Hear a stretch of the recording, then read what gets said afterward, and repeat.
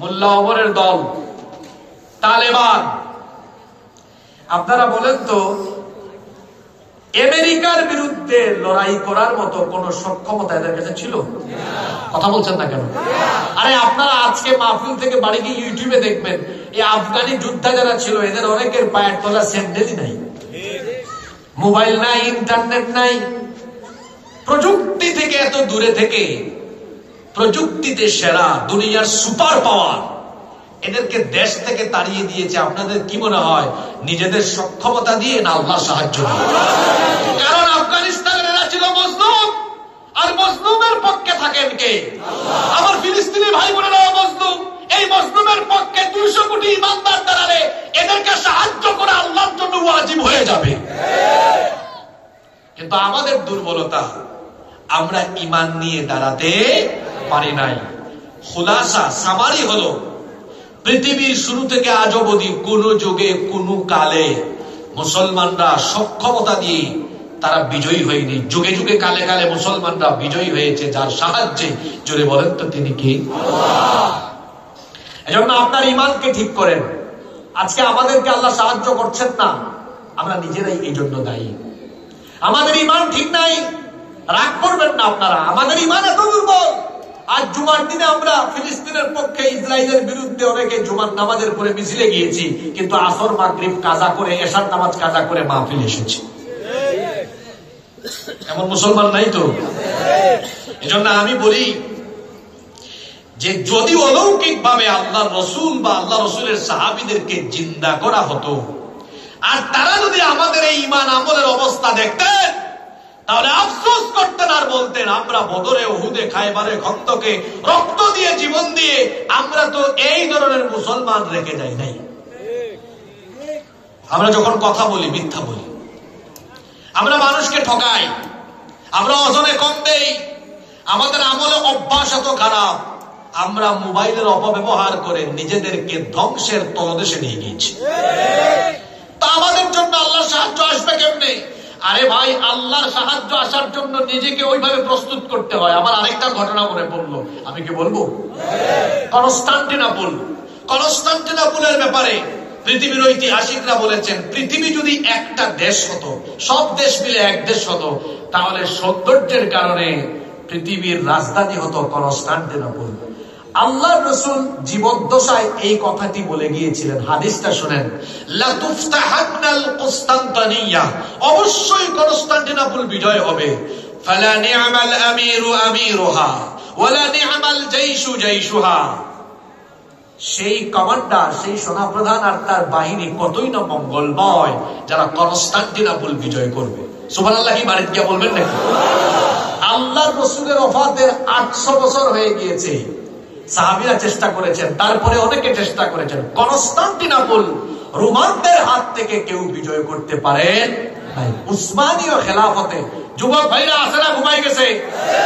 দেখেন, আপনাদের মতো 21 বছরের এক যুবক পৃথিবীর ইতিহাসকে বদলাইয়া দিয়েছে। আল্লাহু আকবার। উসমানীয় খেলাফতের সময়ে সুলতান মুহাম্মদ বিন মুরাদ আল ফাতিহ 21 বছরের যুবক। কত বছর? বয়সটা কি বেশি হয়ে গেছে নাকি? 21 বছরের এই যুবক তার বিরাট বাহিনী নিয়ে কনস্টান্টিনোপল বিজয় করে ইসলামের পতাকা সেখানে উড়িয়ে দিয়েছে। যুদ্ধ শেষে তাকে জিজ্ঞেস করা হলো, এত অল্প বয়সে এত বিরাট বিজয়, আপনি অনুপ্রেরণা কোথা থেকে পেয়েছেন? যুবক ভাইরা শুনতেছেন তো? তিনি বললেন, আমি খুব ছোট্ট কালে, আমার বয়স যখন 7 কি 8, তখন আমি একটা হাদিস শুনেছিলাম।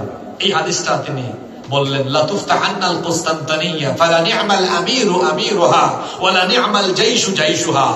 রাসূল বলেছেন, অবশ্যই কনস্টান্টিনোপল বিজয় হবে, আর যে এটা বিজয়ী করবে সেই সেনাপতি আর সেই সেনাবাহিনী কতই না উত্তম হবে। আল্লাহর কসম, যেদিন সেই হাদিস আমি শুনেছিলাম, স্বপ্ন দেখেছিলাম আমি সেই সেনাপতি হব। স্বপ্ন বড় দেখতে হয়, যার স্বপ্ন যত বড় তার সফলতা তত। তিনি বললেন, সেদিন থেকে আমি আমাকে প্রস্তুত করছিলাম, অবশ্যই এটা আমি বিজয় করব।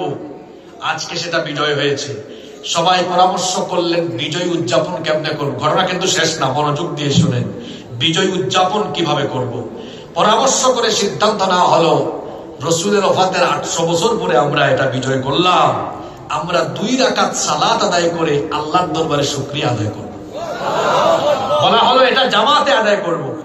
ইমাম হবে আজকে সেই ব্যক্তি যে বালেগ হওয়ার পর থেকে আজকের দিন পর্যন্ত জামাতে নামাজ এমন ভাবে আদায় করেছে মাআত তাকবীরাতুল উলা, একদম প্রথম তাকবীর মিস হয় নাই জীবনেও। এইরকম একজন ইমামের ইমামতিতে আজকে নামাজ পড়ে। এখন এত সৈন্য কেউ আর সামনে যায় না, খালি জামাতে নামাজ না, তাকবীরে উলা ছুটে নাই, এরকম কেউ সামনে যায় না। বেশ কিছুক্ষণ পরে সেনাপতি ওই যে সুলতান মুহাম্মদ বিন মুরাদ আল ফাতিহ, বয়স কত? তিনি বললেন আমি আমার জীবনের এই আমলটা গোপন রাখতে চেয়েছিলাম, কিন্তু আজকে তো ফাঁস হয়ে গেল, আর ফাঁস না হলেও তো এখানে নামাজটা আদায় হচ্ছে না। তিনি বললেন আমি বালেগ হওয়ার পর থেকে আজ অবধি তাকবীরে উলা মিস করেছি এমন কখনো হয় নাই, তাকবীরে উলার সাথে জামাতে নামাজ আদায় করেছি। সুবহানাল্লাহ তো কইলেন। এখন বলেন এই 21 বছরের যুবক, তাকে আল্লাহ সাহায্য করেছেন এমনি এমনি না আমলের কারণে? জোরে বলেন কিসের কারণে? আজকে মুসলমানরা অধঃপতিত এমনি এমনি না। আমাদের চলাফেরা দেখেন না, মাথার থেকে পা পর্যন্ত দেখেন, সেটা মুসলমান তারা দেখলে মনে হয় না। আমার আপনার আমল আখলাক অধঃপতন এমন ভাবে হয়েছে, কুরআনের সাথে আমার আপনার জীবনের কোনো মিল নাই। আল্লাহর কসম, নিজেদেরকে পাক্কা ইমানদার যদি আমরা বানাতে না পারি আল্লাহর সাহায্য পাবো না। আর পাক্কা ইমানদার হয়ে আমরা এই কালেমার পতাকা নিয়ে পৃথিবীর যেই দিকে যাব সেই দিক আল্লাহ আমাদের হাতে তুলে দিবেন ইনশাআল্লাহ। নিজেদেরকে আগে ইমানি বলে বলিয়ান করে নিজেদেরকে আগে সেইভাবে তৈরি করে তুলতে। অনেকে ইসলামী আন্দোলন করে ওই মাস শেষে যখন বৈঠকে যায় তার দায়িত্বশীল দাঁড় করায় রাখে, তার জামাত কাজা। হ্যাঁ, এগুলা দিয়ে কি জিহাদ আর দিন কায়েম হবে নাকি? জিহাদ আর দিন কায়েমের জন্য 5 ওয়াক্ত জামাতের তাকবীরে উলার সাথে নামাজের দরকার আছে। 21 বছরের সুলতান মুহাম্মদ বিন মুরাদ আল ফাতিহকে দিয়ে আল্লাহ কনস্টান্টিনোপল বিজয় করিয়েছেন। সুবহানাল্লাহ। বিজয় আল্লাহ মুমিনদেরকে দেন, এই ওয়াদা কোরআনে নাই? জোরে বলেন নাই? আল্লাহ বলেছেন ওয়ালা তাহিনু ওয়ালা তাহজানু ওয়া আনতুমুল আ'লাউনা ইন কুনতুম মুমিনিন। আল্লাহ বলেছেন তোমরা মুমিন যদি হও, ভয় নাই, চিন্তা নাই। মুমিনদেরকে বিজয় দিবেন কে? আল্লাহ। সক্ষমতা দিয়ে বিজয় আসে না, বিজয় আসে কার সাহায্যে? আজকে যে অঞ্চল নিয়ে কথা বলছি বলেন তো সেই অঞ্চলের নাম কি? আরো জোরে বলেন, সবাই বলেন। ফিলিস্তিন। এর আগে সক্ষমতা দিয়ে না, ইমান দিয়ে আল্লাহর সাহায্য দিয়ে বিজয় হয়েছে, এইরকম কাহিনী কোরআন শরীফের ভেতরে নাই। আমি তো কয়েকটা কাহিনী আপনাকে কোরআন থেকে আপনাকে দেখায় যাবো, খেয়াল আছে আপনাদের? মোনাজাত দিয়ে দিব নাকি? তাহলে এই লুঙ্গি পরা ভাই উঠছেন কেন? কেউ উঠা বসা করবেন না, লম্বা সময় আর কথা হবে না। আপনারা অল্প কয়েক মিনিট সহযোগিতা করবেন তো? তাহলে এই ফিলিস্তিনের অঞ্চল জেরুজালেম, এটা যে আল্লাহর সাহায্যে এর আগেও দুর্বল মুসলমানরা আল্লাহর সাহায্য পেয়ে বিজয়ী হয়েছেন, এরকম কাহিনী কোরআনে? জোরে বলেন।